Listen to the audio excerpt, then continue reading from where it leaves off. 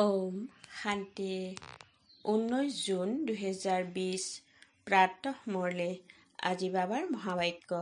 মৰমৰ সন্তানসকল, এতিয়া তোমালোকে নিন্দা স্তুতি মান অপমান দুখ সুখ সকলো সহ্য কৰিব লাগে। তোমালোকৰ সুখৰ দিন এতিয়া সমীপত আহি আছে। আজিৰ প্ৰশ্ন, পিতাই নিজৰ ব্ৰাহ্মণ সন্তানসকলক কোনটো সাৱধানবাণী শুনায়? উত্তৰ, সন্তানসকল কেতিয়াও পিতাৰ প্ৰতি বিতুষ্ট নহবা। যদি পিতাৰ প্ৰতি বিতুষ্ট হোৱা তেন্তে সদ্গতিৰ পৰাও বিতুষ্ট হৈ যাবা। পিতাই সাৱধানবাণী দিয়ে, বিতুষ্ট হোৱাসকলে অতি কঠোৰ শাস্তি পাব। পৰস্পৰ বা ব্ৰাহ্মণীৰ প্ৰতিও যদি বিতুষ্ট হোৱা তেন্তে ফুল হ'বলৈ গৈ কাঁইট হৈ যাবাগৈ। সেয়েহে বহুত সাৱধান হৈ থাকিবা। গীত। হে মন ধৈৰ্য ধৰা। ওম শান্তি। অতি মৰমৰ সন্তানসকলে গীতটি শুনিলা। তোমালোক সন্তানসকলৰ জন্ম জন্মান্তৰৰ যি দোষ আছে সকলো দূৰ হৈ যোৱা উচিত। এই গীতৰ শাৰীটি শুনিলা। তোমালোকে জানা যে এতিয়া আমাৰ দুখৰ ভূমিকা সমাপ্ত হয় আৰু সুখৰ পাৰ্ট আৰম্ভ হয়। যিয়ে পুৰা ৰীতিৰে নাজানে তেওঁ কিবা নহয় কিবা কথাত দুখ নিশ্চয় প্ৰত্যক্ষ কৰে। ইয়াত বাবাৰ ওচৰলৈ আহিলেও কিবা নহয় কিবা প্ৰকাৰৰ দুখৰ আভাস হ'ব। বাবাই বুজিব পাৰে যে বহুত সন্তানৰ চাগে অসুবিধা হয়। যেতিয়া তীৰ্থযাত্ৰাত যায় কেতিয়াবা ভিৰ হয়, কেতিয়াবা বৰষুণ হয়, কেতিয়াবা ধুমুহাৰ সন্মুখীন হ'বলগীয়া হয়। যিসকল সঁচা ভক্ত হয় তেওঁলোকে ক'ব যে কোনো কথা নাই, ভগৱানৰ ওচৰলৈ আহিছো, ভগৱান বুলি বুজিয়ে যাত্ৰা কৰে। মনুষ্যৰ অনেক ভগৱান আছে। গতিকে যিসকল ভাল আৰু দৃঢ় বিশ্বাসী তেওঁলোকে কয় কোনো কথা নাই, ভাল কামত সদায় বিঘিনি আহেই, পুনৰ উভতি যাম জানো? কোনোৱেতো উভতিও যায়, কেতিয়াবা বিঘিনি আহে, কেতিয়াবা নাহেও। পিতাই কয়, সন্তানসকল এয়াও তোমালোকৰ যাত্ৰা হয়। তোমালোকে কবা আমি বেহদৰ পিতাৰ ওচৰলৈ যাওঁ, সেইজন পিতা সকলোৰে দুখ হৰণ কৰোতা হয়। এইটো নিশ্চয় আছে। আজিকালি চোৱা মধুবনত কিমান ভিৰ হয়। বাবাৰ চিন্তা হৈ থাকে। বহুতৰে অসুবিধাও হয় চাগে, মজিয়াত হ'বলগীয়া হয়। বাবাই জানো বিচাৰে যে সন্তানসকলক মজিয়াত হ'বলৈ দিওঁ, কিন্তু নাটক অনুসৰি ভিৰ হৈ গৈছে। কল্পৰ পূৰ্বেও হৈছিল, আকৌ হ'ব। এই ক্ষেত্ৰত কোনো দুখ হ'ব নালাগে। এইটোও জানে যে পঢ়োতাসকলৰ কোনোবা ৰজা হ'ব, কোনোবা আকৌ প্ৰজাও হ'ব। কাৰোবাৰ উচ্চ পদবী, কাৰোবাৰ কম, কিন্তু সুখ নিশ্চয় হ'ব। এইটো বাবাই জানে যে কিছুমান বহুত অপৰিপক্ক, যিয়ে একোৱে সহ্য কৰিব নোৱাৰে। তেওঁলোকৰ অলপ কষ্ট হ'লে তেতিয়া ক'ব মইতো অকাৰণতে আহি গ'লো, নতুবা ক'ব মোক ব্ৰাহ্মণীয়ে জোৰ কৰি লৈ আহিছে। এনেকুৱাও থাকিব যিয়ে ক'ব মোক ব্ৰাহ্মণীয়ে অকাৰণতে ফান্দত পেলালে। সম্পূৰ্ণ পৰিচয় নাই যে বিশ্ববিদ্যালয়লৈ আহিছো। এই সময়ৰ পঢ়াৰ দ্বাৰা কোনোবা ৰজা হ'ব, কোনোবা ভৱিষ্যতলৈ ভিকহুও হ'বগৈ। ইয়াৰ ৰজা আৰু ভিকহুৰ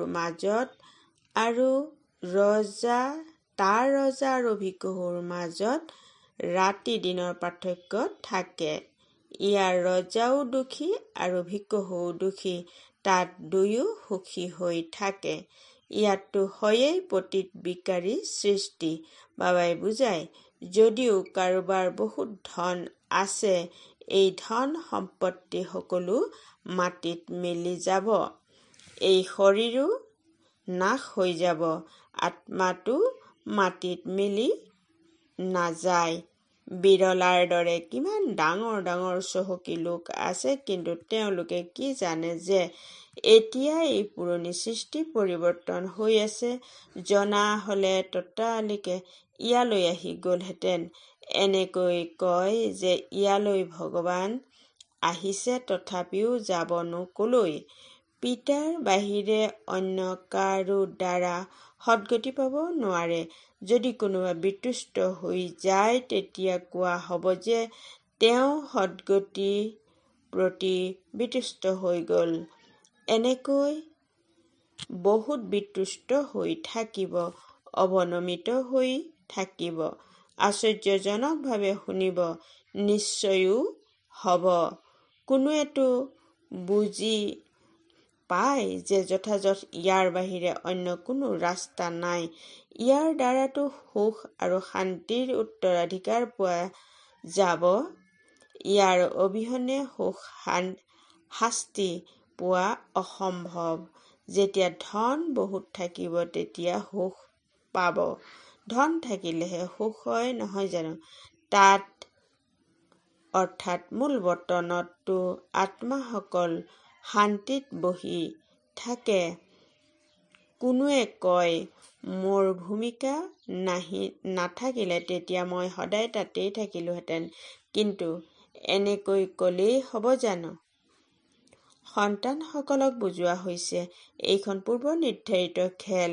বহুত আছে যিয়ে কিবা নহয় কিবা সংশয়ত আহি এৰি গুচি যায়, ব্ৰাহ্মণীৰ প্ৰতি বিতুষ্ট হৈ যায় বা পৰস্পৰ বিতুষ্ট হৈ পঢ়া এৰি দিয়ে। এতিয়া তোমালোক ইয়ালৈ ফুল হ'বলৈ আহিছা। উপলব্ধি কৰা যে যথাযথ আমি কাঁইটৰ দৰেই। বাবাই কৈছে যে উপলব্ধি কৰা যে যথাযথ আমি কাঁইটৰ পৰা ফুল হৈ আছো। ফুল নিশ্চয় হ'ব লাগে। কাৰোবাৰ কিবা সংশয় থাকে, অমুকে এইটো কৰে, এওঁ এনেকুৱা, সেইবাবে মই নাযাওঁ। বছ, বিতুষ্ট হৈ ঘৰত বহি থাকাগৈ।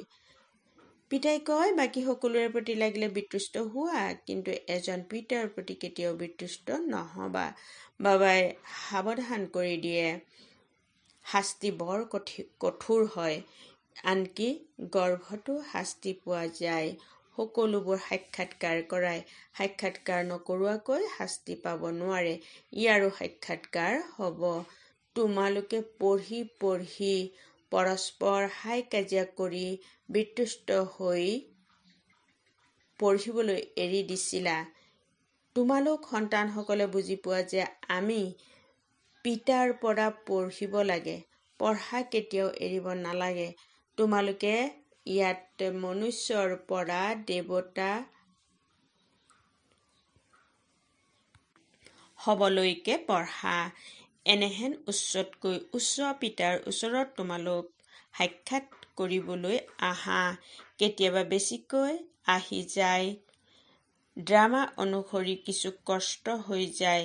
সন্তানসকলৰ অনেক প্ৰকাৰৰ ধুমুহা আহে। অমুক বস্তুটো নাপালোঁ, এইটো নাপালোঁ, এয়াতো একোৱেই নহয়। যেতিয়া মৃত্যুৰ সময় হ'ব, তেতিয়া অজ্ঞানী মনুষ্যই ক'ব, মই কি পাপ কৰিছোঁ, অকাৰণতে যে মোক মৃত্যুদণ্ড দিছে। সেই অন্তিমৰ ভূমিকাকেই অনাহকতে তেজৰ খেল বুলি কোৱা হয়। হঠাতে বোমা নিক্ষেপ কৰিব, অনেক মৰিব। এয়া অনাহকতে তেজৰ খেল নহ'ল জানো? অজ্ঞানী মনুষ্যই এনেকৈ আৰ্তনাদ কৰিব। তোমালোক সন্তানসকলতো বহুত আনন্দিত হোৱা, কিয়নো তোমালোকে জানিলা যে এই সৃষ্টিৰ বিনাশ হ'বই। অনেক ধৰ্মৰ বিনাশ নহ'লে কেনেকৈ এক সত্য ধৰ্মৰ প্ৰতিষ্ঠা হ'ব? সত্য যুগত এক আদি সনাতন দেৱী দেৱতা ধৰ্ম আছিল। কোনোবাই কি জানে যে সত্য যুগৰ আদিত কি আছিল?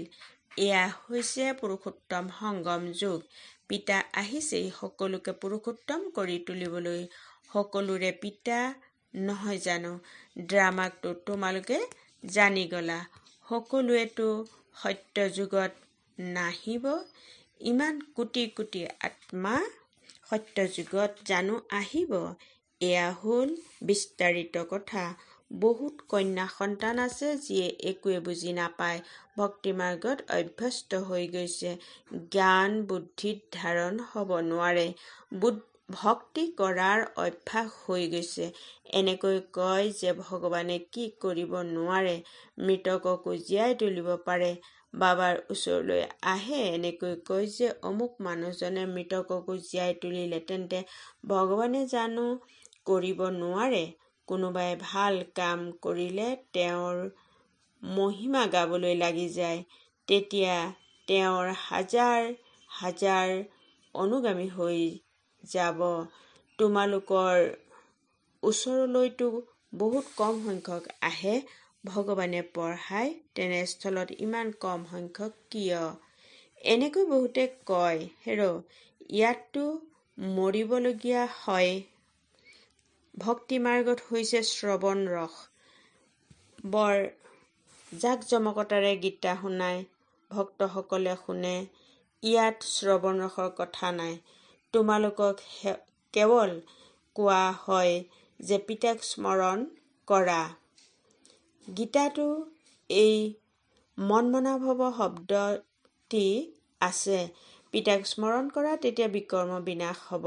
পিতাই কয়, বাৰু ব্ৰাহ্মণী বা সেৱা কেন্দ্ৰৰ প্ৰতি বিতুষ্ট হৈ যোৱা ঠিক আছে, এইটোতো কাম কৰা, অন্য সকলো সংগ এৰি নিজকে আত্মা বুলি বুজা, এজন পিতাক স্মৰণ কৰা, পিতাহে পতিত পাৱন হয়। বছ পিতাক স্মৰণ কৰি থাকা, স্বদৰ্শন চক্ৰ ঘূৰাই থাকা। ইমানখিনি স্মৰণ কৰিলেও স্বৰ্গলৈ নিশ্চয় আহিবা। স্বৰ্গততো উচ্চ পদ বা পুৰুষাৰ্থ অনুসৰিহে পাবা। প্ৰজা তৈয়াৰ কৰিবলগীয়া হয়, নহ'লে ৰাজত্ব কাৰ ওপৰত কৰিবা? যিসকলে বহুত পৰিশ্ৰম কৰে, উচ্চ পদো তেওঁলোকেই পাব। উচ্চ পদৰ বাবে কিমান যে মগজ খটুৱাই, পুৰুষাৰ্থ অবিহনে কোনো থাকিব নোৱাৰে। তোমালোকে সন্তানসকলে জানা যে উচ্চতকৈ উচ্চ হৈছে পতিত পাৱন পিতা।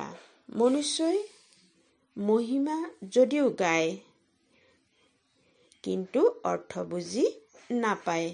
ভাৰত কিমান চহকী আছিল। ভাৰত হৈছে স্বৰ্গ, ৱাণ্ডাৰ অফ ৱৰ্ল্ড, অৰ্থাৎ বিশ্বৰ আশ্চৰ্য। সেই সাতোটা ৱাণ্ডাৰ হৈছে মায়াৰ। গোটেই ড্ৰামাত উচ্চতকৈ উচ্চ হৈছে স্বৰ্গ, নিচতকৈও নিচ হৈছে নৰক। এতিয়া তোমালোক পিতাৰ ওচৰলৈ আহিছা, এইটো জানা যে মিঠা বাবাই ইমান উচ্চতকৈ উচ্চলৈ লৈ যায়, তেওঁক কোনে পাহৰিব? লাগিলে বাহিৰলৈ যলৈকে নোযোৱা, কেৱল এটা কথা স্মৃতিত ৰাখা, পিতাক স্মৰণ কৰা। পিতাইহে শ্ৰীমত দিয়ে। ভগৱানুবাচ, অৰ্থাৎ ভগৱানৰ মহাবাক্য। ব্ৰহ্মা ভগৱানুবাচ নহয়।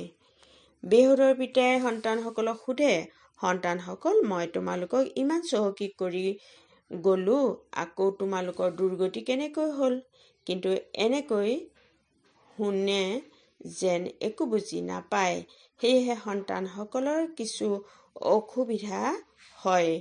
সুখ দুখ স্তুতি নিন্দাও সহ্য কৰিবলগীয়া হয়। ইয়াৰ মনুষ্যসকল চোৱা কেনেকুৱা, প্ৰধানমন্ত্ৰীকো পাথৰ দলিয়াবলৈ কুণ্ঠাবোধ নকৰে। এনেকৈ কয় যে স্কুলীয়া ছাত্ৰ ছাত্ৰীৰ নতুন তেজ, সিহঁতৰ বহুত গুণগান কৰে। এনেকৈ ভাবে যে এওঁলোক ফিউচাৰৰ নিউ ব্লাড, অৰ্থাৎ ভৱিষ্যতৰ নৱপ্ৰজন্ম। কিন্তু তেওঁ সেই ষ্টুডেণ্টসকলেই বা বিদ্যাৰ্থীসকলেই দোষ দিওঁতা হৈ যায়। কলেজ জ্বলাই দিয়ে, ইজনে সিজনক গালি পাৰি দিয়ে, পিতাই বুজায় জগতৰ কেনেকুৱা অৱস্থা। ড্ৰামাৰ এক্টৰ অৰ্থাৎ ভাৱৰীয়া হৈও ড্ৰামাৰ আদি মধ্য অন্ত আৰু মুখ্য এক্টৰ্ছ আদিক নাজানিলে তেন্তে তেওঁলোকক কি বুলি কোৱা হ'ব? শ্ৰেষ্ঠতকৈ শ্ৰেষ্ঠ কোন? তেওঁৰ বায়োগ্ৰাফীটো জানিব লাগে নহয় জানো? একোৱেই নাজানে। ব্ৰহ্মা বিষ্ণু শংকৰৰ কি ভূমিকা আছে? ধৰ্ম প্ৰতিষ্ঠাপকসকলৰ কি ভূমিকা আছে? মনুষ্যইটো অন্ধশ্ৰদ্ধাত আহি সকলোকে গুৰু বুলি কৈ দিয়ে। গুৰুটো সেইজন যিয়ে সদ্গতি কৰায়। এতিয়া সকলোৰে সদ্গতি দাতাটো এজনেই পৰমপিতা পৰমাত্মা হয়। তেওঁ পৰম গুৰু হয়। আকৌ নলেজটো অৰ্থাৎ জ্ঞানো দিয়ে। তোমালোক সন্তানসকলক পঢ়ায়ো তেওঁৰ ভূমিকাই আশ্চৰ্যজনক। ধৰ্ম প্ৰতিষ্ঠা কৰে আৰু সকলো ধৰ্মৰ বিনাশো কৰায়। বাকীসকলেতো কেৱল ধৰ্ম প্ৰতিষ্ঠা কৰে, স্থাপনা আৰু বিনাশ কৰোঁতাজনকে গুৰু বুলি কোৱা হ'ব নহয় জানো? পিতাই কয় মই কালৰো কাল হওঁ এটা ধৰ্মৰ প্ৰতিষ্ঠা আৰু বাকী সকলো ধৰ্মৰ বিনাশ হৈ যাব। অৰ্থাৎ এই জ্ঞান যজ্ঞত স্বাহা হৈ যাব। তেতিয়া কোনো যুদ্ধও নালাগিব আৰু যজ্ঞও ৰচা নহ'ব। তোমালোকে গোটেই বিশ্বৰ আদিমধ্য অন্তৰ বিষয়ে জানা। বাকী সকলোৱেতো নাজানো বুলি কয়।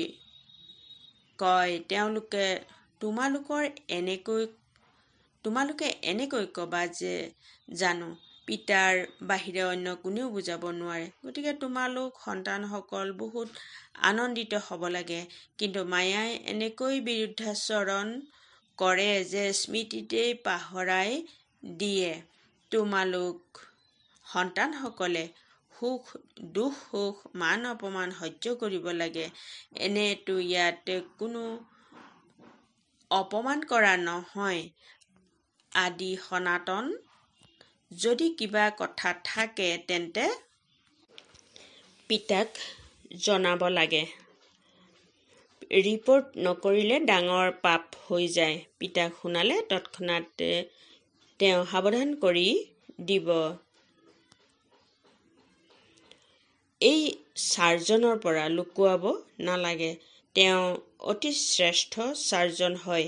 জ্ঞান ইনজেকশ্যন ইয়াক মলম বুলিও কয়।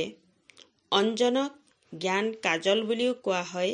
যাদু আদিৰতো কথা নাই। পিতাই কয় মই তোমালোকক পতিতৰ পৰা পাৱন হোৱাৰ মুক্তি অৰ্থাৎ পাৱন হোৱাৰ যুক্তি শুনাবলৈ আহিছোঁ। পবিত্ৰ নহ'লে ধাৰণাও নহ'ব। এই কাম বিকাৰৰ কাৰণেই আকৌ পাপ হয়। ইয়াৰ ওপৰত জয়ী হ'ব লাগে। নিজে যদি বিকাৰত গৈ থাকে তেন্তে আনক ক'ব নোৱাৰিব। সেয়াতো মহাপাপ হৈ যায়। পিতাই কাহিনীও শুনায়। পণ্ডিতে ক'লে যে ৰাম ৰাম বুলি ক'লে সাগৰ পাৰ হৈ যাবা।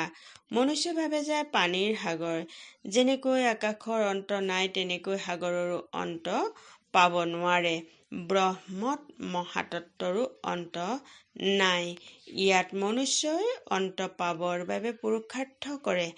তাত অৰ্থাৎ স্বৰ্গত কোনো পুৰুষাৰ্থ নকৰে।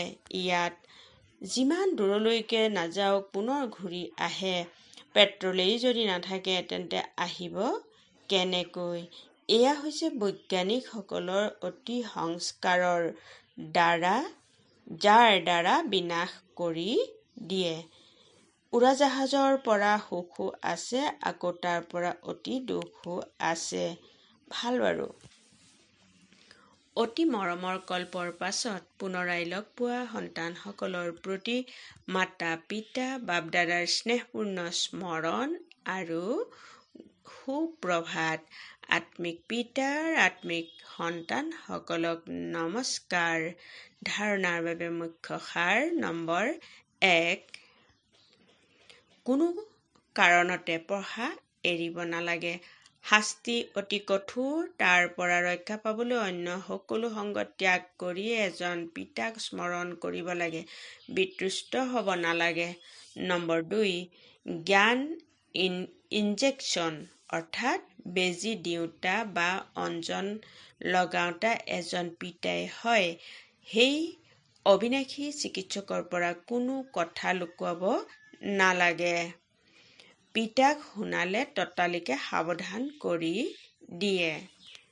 আজিৰ বৰদান: প্ৰত্যেকৰে বিশেষত্বক স্মৃতিত ৰাখি বিশ্বাসী হৈ এক মত সংগঠন গঢ়ি তোলোতা সকলোৰে শুভচিন্তক হোৱা।